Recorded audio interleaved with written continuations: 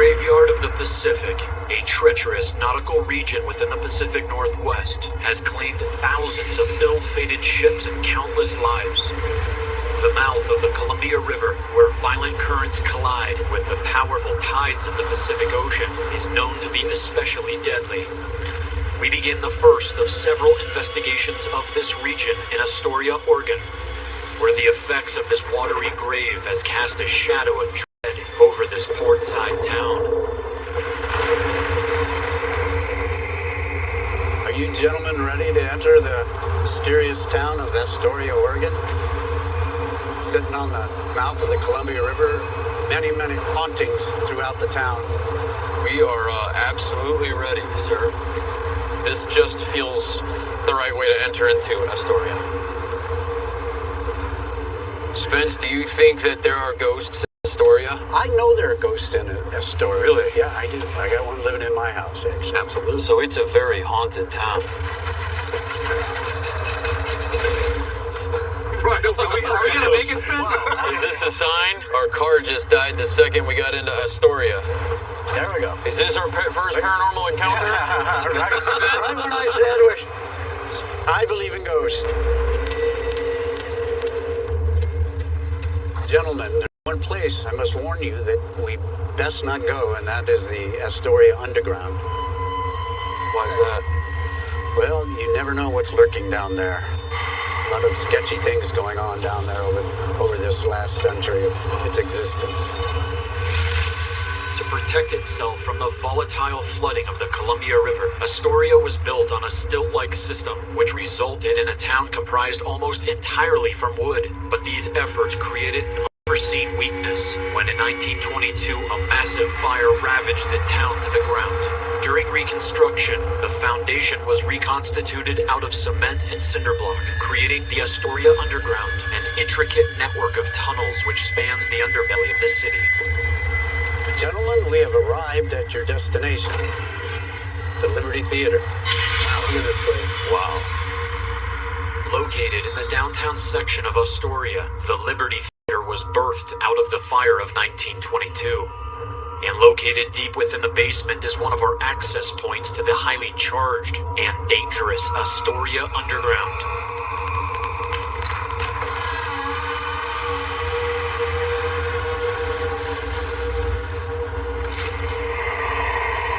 Where we meet an individual who claims to have captured an endless labyrinth.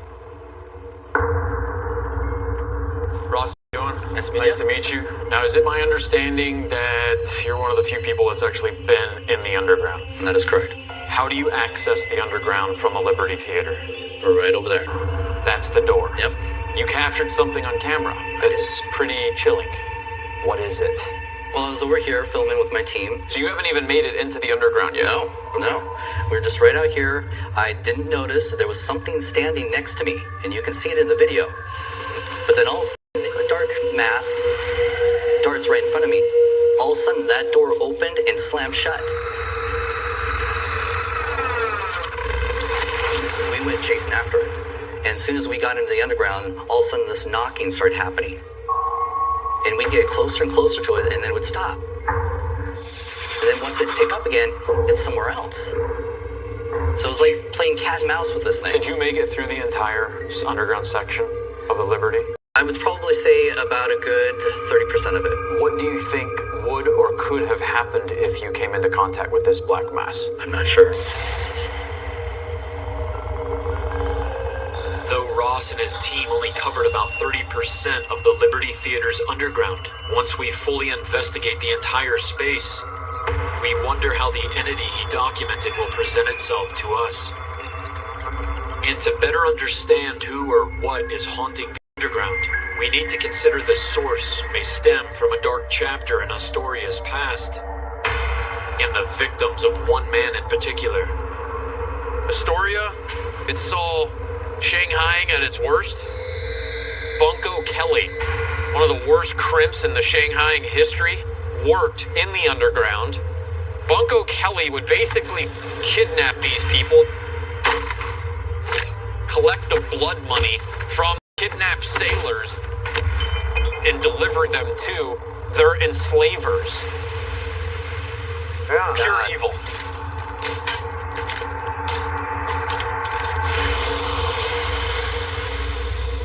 There was murder. There was mayhem. All of this has settled down at the bottom like gold in a gold pan, and it's just waiting down there in the underground. That's where secrets are kept. And to further explore how Shanghaiing has helped influence the energy that is brewing beneath our feet, we gain access to another entry point into the underground, which is rumored to still hold on to the wounds of this city. How you doing? I'm Zach. I'm Diana. This is Aaron. I'm Diana Colleen. Welcome to Colleen. Yes. Can I meet them? Yes. And I want to meet them for one reason. Butchers are known to be very tough. Are you scared of the underground? It's creepy. It is creepy. It's creepy, especially on the other side of the wall, man. Back on the other. Yeah. Why is it creepy? Temperature. This is weird. It changes instantly. You just feel like something's wrong. I want to know about the room that has a really bad vibe to it. I'm gonna put my mask on, okay? Because I've got allergy-induced asthma.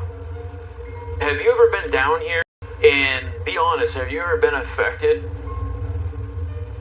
Come down and see. We'll take care of it. It's okay. I'm nervous. I'm really nervous right now. I'll take care of you, okay? I bet you will.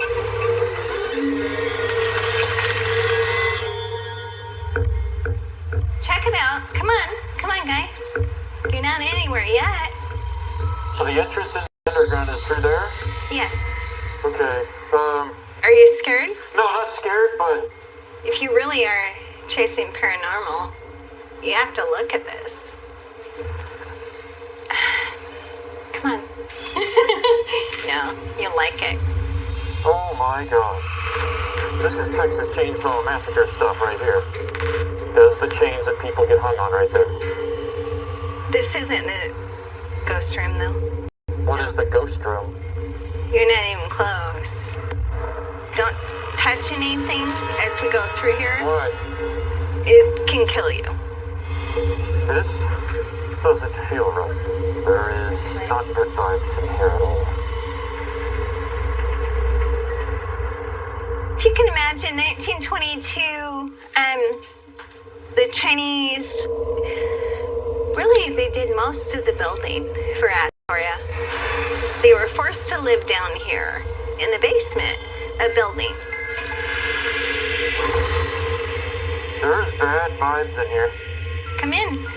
I know somebody died there What? in that chair. Yeah, it looks like somebody was Somebody was what? hurt there, don't you think? Yeah, I can feel it. I feel it. I understand it. What was this? This seems like an escape route. Look at this weird pattern on the roof. Like, It's framed out. it's You can framed tell. out. Yeah. Could have been a Shanghai trapdoor. Wasn't a good thing. You don't keep people in the basement. You don't Shanghai them on ships. You don't do that and have that be an okay thing. And all that energy's still in here. It's still here. There's something wrong. Definitely wrong. In here.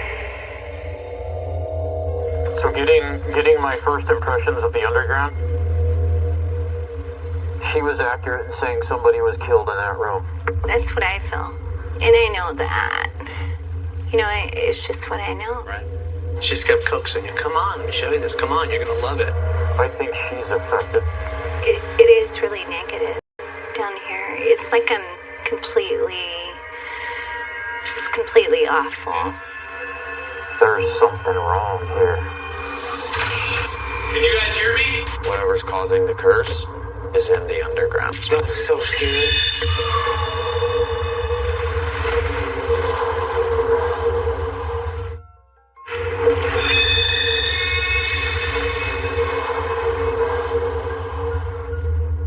Our investigation of the Astoria Underground takes a surprising turn when we uncover the story of a film which not only has a unique tie to this Oregon seaside town, but whose influence circumstances drawn from one of the most celebrated authors of horror ever to set pen to paper.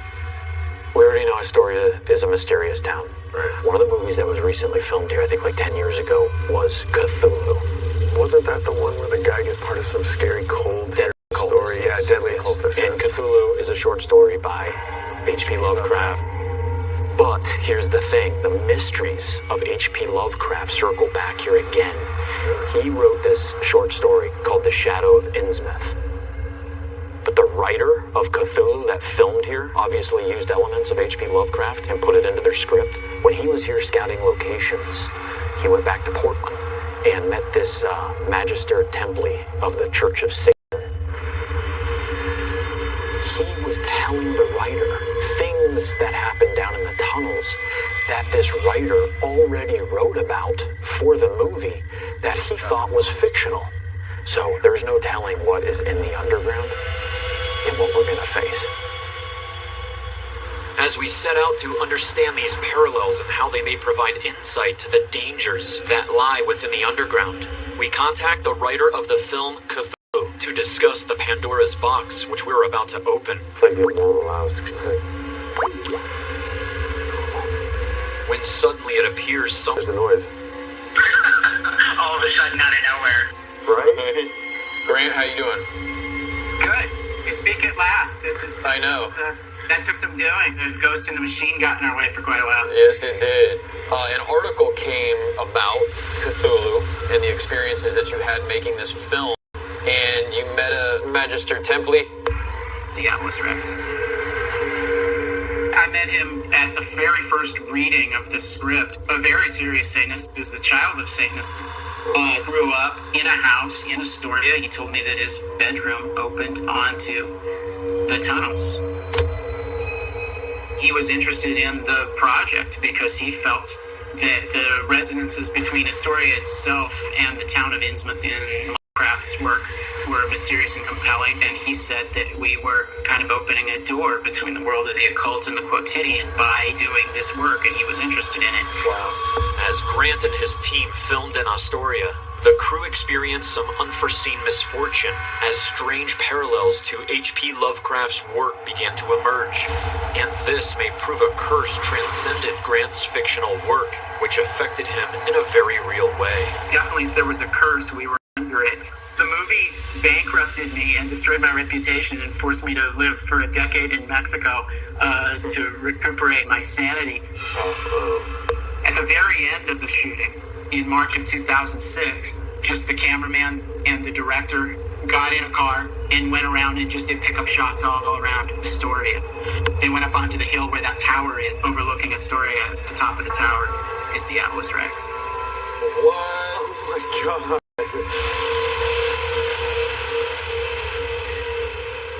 The curator here gave us to look at, I think these are some of your storyboards. Wow. We're just getting ready to go into the underground here, and as I'm looking at this, all it is talking about is the sounds of running are heard once again in the darkness of the tunnel. It's the scene shot in the underground. Yeah. Oh my God. You are stirring up an energy. The idea of an underground under the fictional city was entirely conceived and put in the script before we had any idea that such a thing existed in Astoria. This guy makes a movie that deals with ancient demons. And then all of a sudden, he believes that he was cursed. Whatever's causing the curse is in the underground. Right.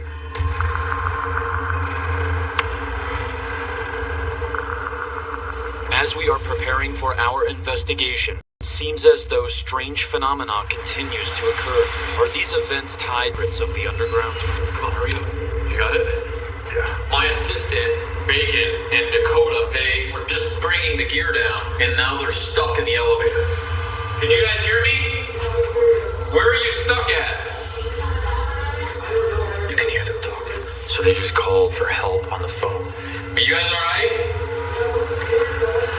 After being trapped for over an hour, my assistant and Dakota are finally freed from the elevator. Thank you so much. You're out. Holy crap, dude. We went down 2 floors. So scary. Just when we're talking about the curse too, right? Like 10 minutes ago. While we can't definitively prove that we are in the midst of a curse, we can recollect another production crew that once was. What the writer just told us about his movie Cthulhu and what happened to him and the crew when they were here filming it, what was happening to them is what H.P. Lovecraft wrote about. People like us uncovering a hidden reality, and then once they find out about it, things like ancient demons and aliens and stuff like that make them crazy. And it's just like things are getting weird here. We just found a big room. Who's there?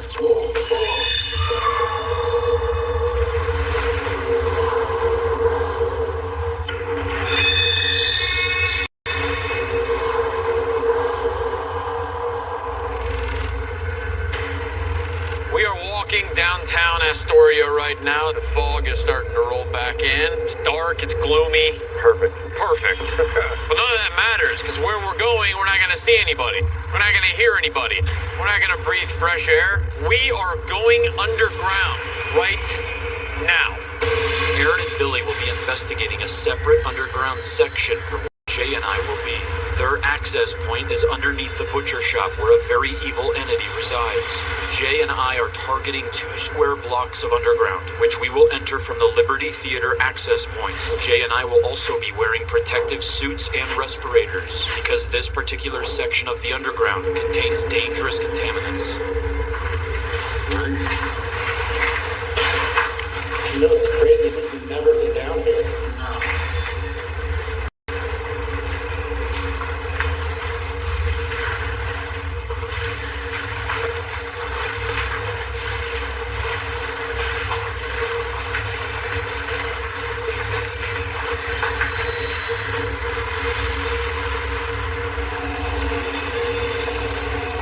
Like you said, we shot here. That way is totally different.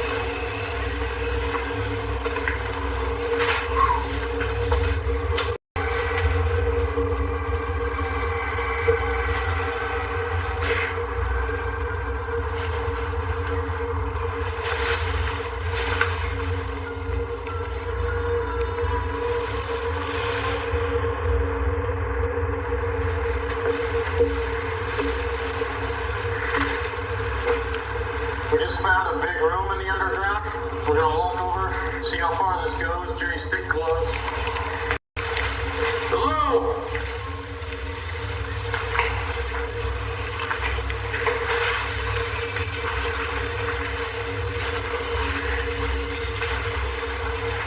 Hello? Whoa. There's somebody in here. What was that? Some kind of bang from somewhere. Yeah.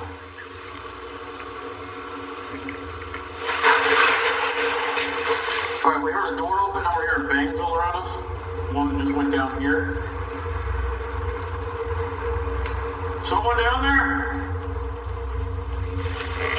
Here we go. Whoa. I think he's trying What's that, Jay? Who's in there? Oh, it's just wreckage. It's just junk. Who's there? Did you hear that? Yeah. Who's there? What's behind this wall, Jay? Just a bunch of junk. Looks like trash. Is he in there? Be careful. See some old bottles. It's just looks like a bunch of pound trash. I feel like something just rushed at me too at the same time. Jay and I both feel some type of energy field rush towards us, even though we are both aiming in different directions. Looks like a bunch of pound trash. I feel like something just rushed at me too at the same time. At this same moment, Jay's camera captures 2 visual anomalies that strangely move together in tandem. We cannot conclude they are paranormal, but it's very coincidental that they appear right before we feel an energy pass through us. Something is killing the camera. It's completely different down here. Yeah. What? Stop and listen.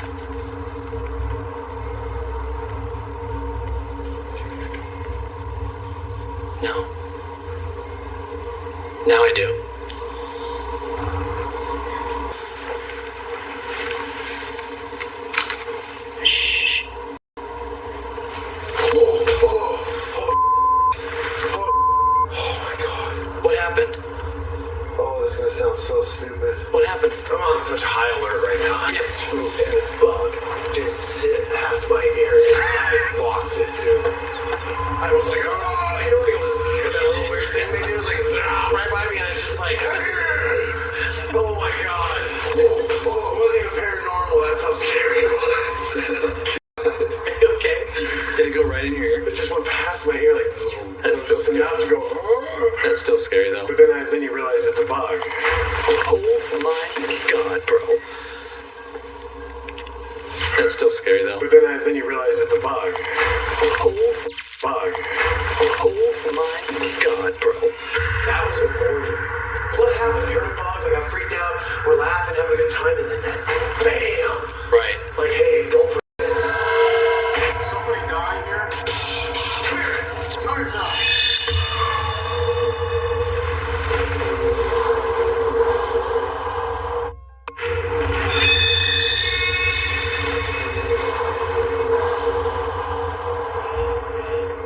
As we search for the dark and oppressive forces that are lingering within the Astoria underground, Show yourself.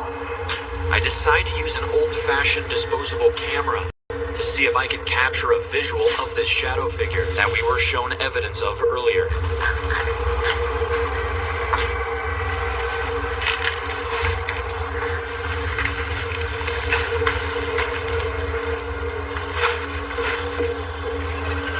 Staircase. Whoa, Jay. Yeah? Jay, come here. Where did the staircase go? Jay. Take that, you okay? Oh my god. I don't know. It's just like a very, very powerful energy right here. All of a sudden, a very strong energy hits me at the base of these stairs. I feel disoriented and confused. Could this be residual energy from something bad that happened in this very spot? Or are we in the presence of a powerful spirit? Whatever is down here underground, I want you to come to my voice.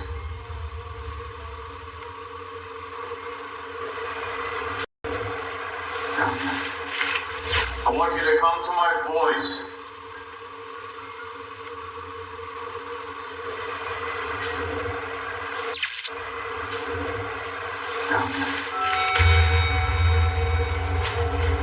Yeah, this is plain view. Yeah, it's in plain view, so. Man. You didn't hear that? No, what I heard this like, No. Hey, I'm gonna fire up this. whoa. Did you hear that? No. Are you serious? No, it sounds different over here where I'm at. You didn't hear that? No, what'd you hear? It was like, right through the room. No, because I'm actually in this room. I don't hear what you're hearing. You're in the other room, I'm not. We feel you in here, so you might as well just show yourself, come hang out for a little while, because we're not going to leave until we find you. It's going to just annoy you. So you might as well show up right here. Make it easy on yourself. Right next to me, right here. I know this room. Whoa. What? Whoa, I just saw something cold right here. Dude, I just saw a glowing orb. Hold on. Something just moved in this room behind me. There's a stick or a piece of wood or something. From Billy's camera, you can barely hear this noise, but when we replay the audio from the X camera directly behind him, it's much louder. Hold on. I begin using the Ovilus 4 device to see if what I'm feeling at the base of these stairs will communicate with us. And as I begin asking questions, we capture something absolutely chilling. What is at these stairs that I'm feeling? Somebody died here? What is in these tunnels? Where should we go? What was that gargling sound? Whoa, watch behind you, Jay. Just as I hear a gargling sound behind me, a shadowy black unexplained mass appears to move to my right side in the same area where I just heard this disturbing sound. What was that gargling sound? Whoa, watch behind you, Jay. Ashes. Mad. Ashes mad? Just said up, ashes, mad. Zach, What? the fire. Oh, that's right. Most of the city burned down, and this was like the remaining bits. Oh, so We're in the ash of Astoria right now. Right, but is he talking about up? Ground level ash is mad because of the fire? Maybe. Or maybe he burned up in the fire. Maybe someone that died in the fire. Wasn't there like 2 fires that broke through Yeah, here? there's 2 fires that burned down almost the whole city.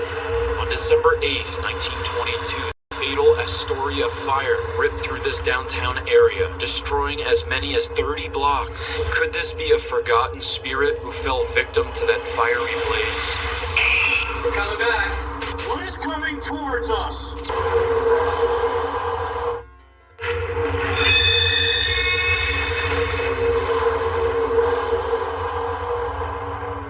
As our investigation of the Graveyard of the Pacific continues, we move deeper into the Astoria underground, only to become unnerved by the oppressive energy around us.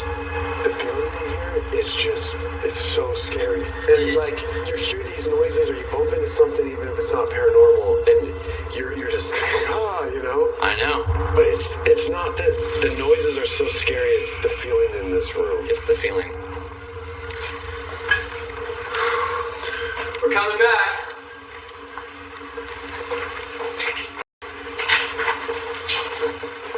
Look, we've gone through way too much the last few days not to come back here and just figure out what you are. Oh God! Move! What was that, dude? What was that? What happened? Oh my God. Aaron, what happened? Oh, what I felt? What? Yeah. I thought a rat jumped and bounced off and went somewhere else. That's my first thought was rat. And I get in here immediately. Yeah. What's also extremely compelling is that just a couple seconds before Aaron feels something, this light anomaly appears to go right into him. I'm just telling you, I thought it was a rat. If I had to pee, I would have pissed. How was that? Did you hear that? It felt like cue balls hitting it. It felt like someone just broke a cue table, like a pull and pull, like.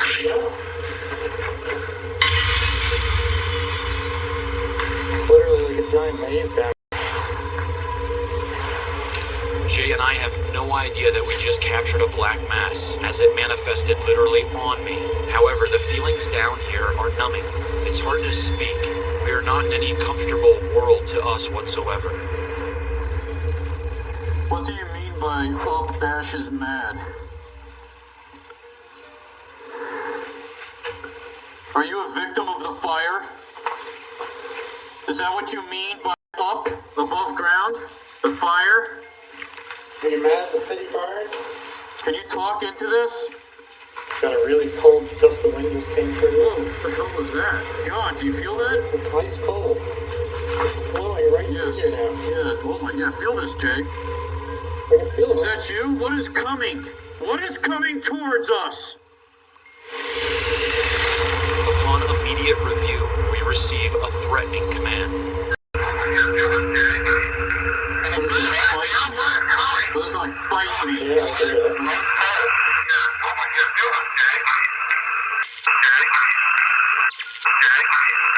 Fight me. Fight me. Yeah.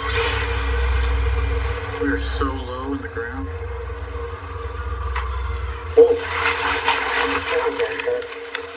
That was a scream.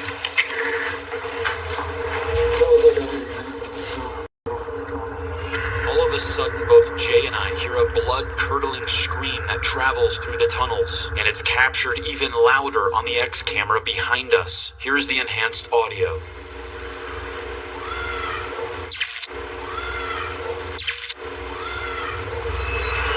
We now receive these words on the ovulus.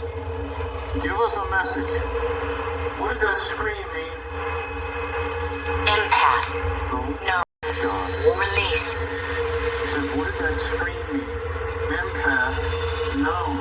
Release. Could this scream be a spirit in agony who knows that I'm an empath? So she's asking me to help release her? Billy and Aaron now discover the room where the owner of the butcher shop claims someone was killed. I know somebody died there. In that chair, I feel it. This is also where she believes the evil spirit resides.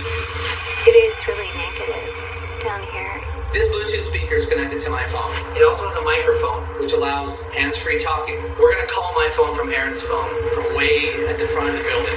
So when we make a phone call to this room, if there's a spirit here, we'll be able to talk to the spirit. We're hopefully capturing EVP. But what's cool is we're making a cellular connection, and our voices are traveling through that cellular connection, and then they're traveling through the Bluetooth. And all those things are electromagnetic fields. We're hoping that maybe the spirit that we're trying to communicate will be able to come through anywhere between this phone and the phone call over there, which is all the way through the building. Whoa. Whoa, whoa, whoa, whoa, whoa, whoa. Oh, crap. When I said come through, it just, like something just reached right up my shoulder and touched me. Aaron, come over here and feel this. Feel how strong this is.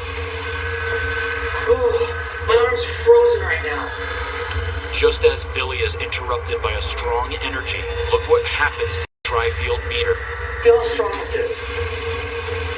Ooh. Okay, we gotta do this experiment. Here's what's gonna happen.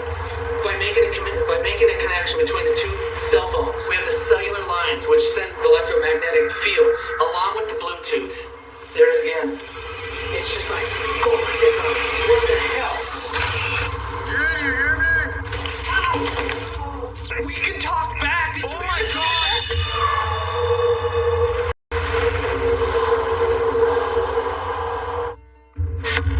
What's going on at the Norblad is really serious.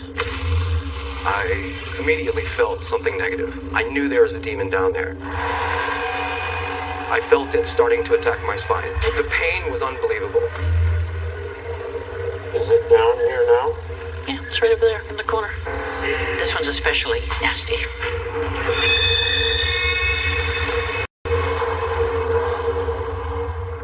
As Billy and Aaron are about to conduct an experiment inside a room of the Astoria Underground, where it's been said that someone was murdered, something begins to make its presence known. There it is again. It's just like, go like this on me. What the hell? As the energy grows stronger, Billy and Aaron immediately leave the room to make their phone call back to the Bluetooth speaker and digital recorder, which are positioned in the other room. Right here, where we are now. We're underneath the sidewalk, right? Yeah, we're back where the chains are at the very beginning, so we're way, way far away from that room. So this is a remote EVP session. Are there any spirits back there now that we left? What would be really weird is if you spoke back to us right now, because you have an open speaker that you can do that. Can you say something? While the guys don't receive any voices audibly over the phone, they do receive an EVP on the digital recorder, and as they are making the long journey back to their room to review that recorder, what sounds like an absolutely crystal clear child's voice is captured on the X camera's audio.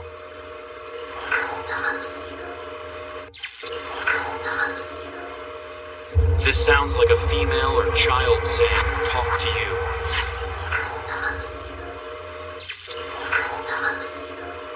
As Aaron and Billy review the recorder from the experiment, they discover a message that's very similar to what was just captured on this camera's audio.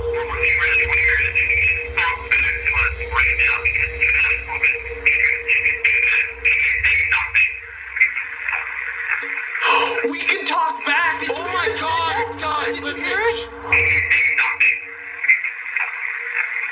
We can talk back. And it's all cool. We can talk back.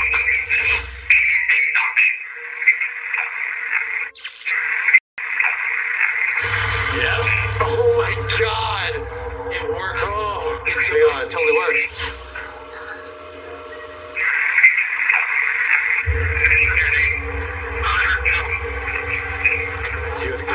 The girl after I say, yeah, I go there, I hear Bill, and then you hear girl. Right there. It's like a kid. As Jay and I are investigating 2 square blocks of underground, the worst thing happens. We become separated and cannot find each other. I don't know where Zach went in the tunnels. We were together for a while, we got lost. This is the last area where we were when I saw him.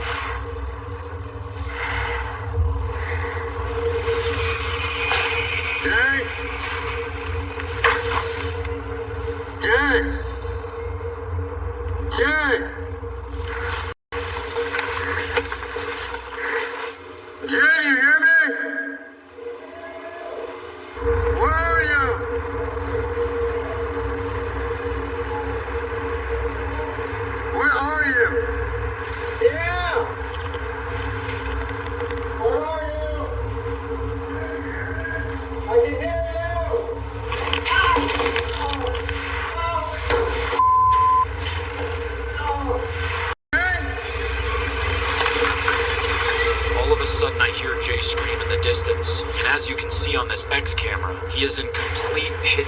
collapse when he accidentally steps into a hole and badly injures his ankle.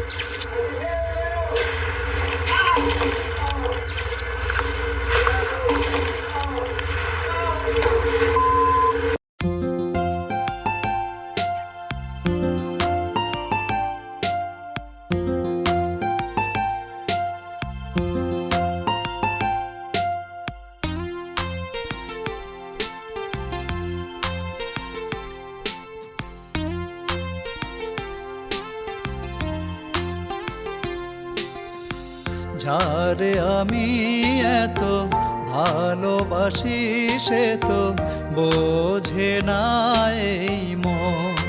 ও যারে আমি এত আপন ভাবি সে তো খোঁজে অন্যজন। দু চোখেরই আড়ালে কেন যে হারালে, চাই না এ জীবন হো। যারে আমি এত ভালোবাসি সে তো বোঝে না এই মন।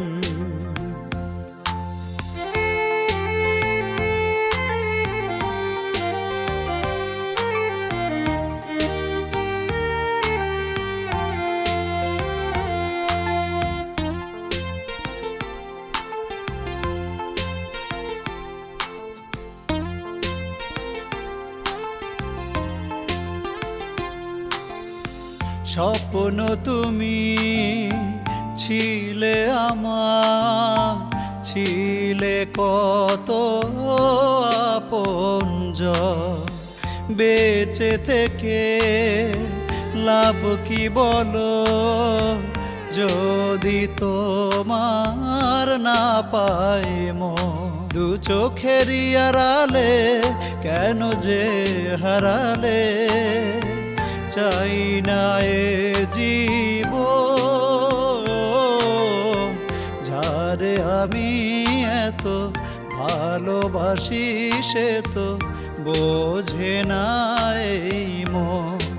ও যারে আমি এত আপন ভাবি সে তো খোঁজে অন্যজন।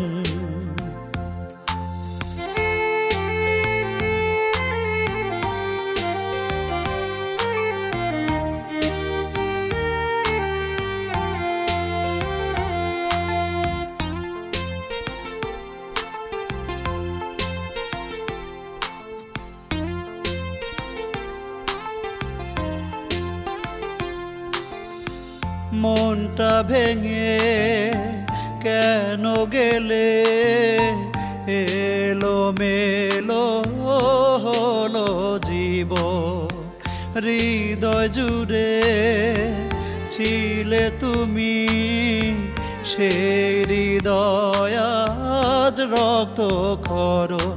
দু চোখেরই আড়ালে কেন যে হারালে, চাই না এ জীবন। যারে আমি এত ভালোবাসি সে তো বোঝে না এই মন। ও যারে আমি এত আপন ভাবি সে তো খোঁজে অন্যজন।